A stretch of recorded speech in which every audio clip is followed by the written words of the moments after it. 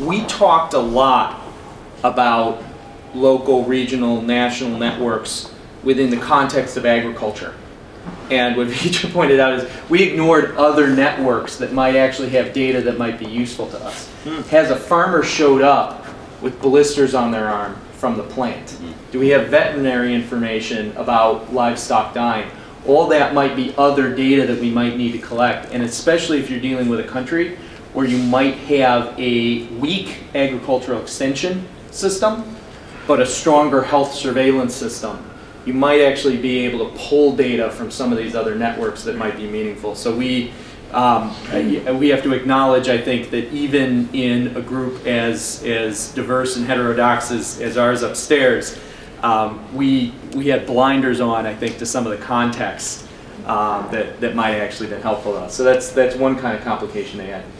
Another set of complications, though, came from a project that we had run in Haiti as Oxfam with a local partner, where we were actually trying to get feedback from farmers on a USAID-led agricultural intervention run through a contractor.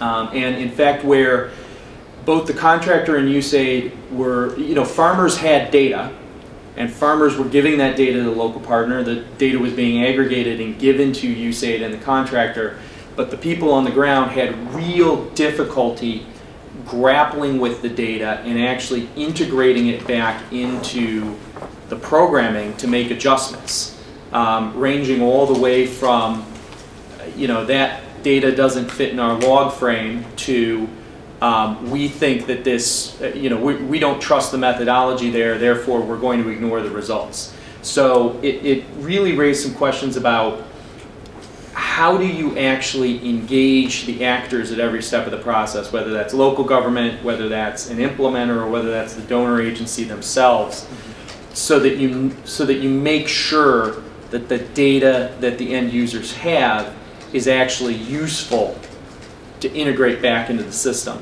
and what part of the obligation is on the donor or the implementer, and what part of the obligation is on either the advocates or the users themselves to be able to aggregate data and collect data in a way that's actually useful and informs the program moving forward. So questions of the limits of technology and how do you build a human network alongside the technology that can actually transfer that technology in a useful way.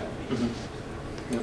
So I think next steps for us for this is that we're going to be putting these notes, I'll take that. We'll put these notes into the hackpad we've created for the event today. And I think as we focused early on about setting up these specific use cases to contextualize the issues around this, certainly kind of re-pinging our colleagues here and inviting everyone else to think about your own use cases from your own work and how they may fit into certain parts of this or may not. So we'll get those online. But that's it.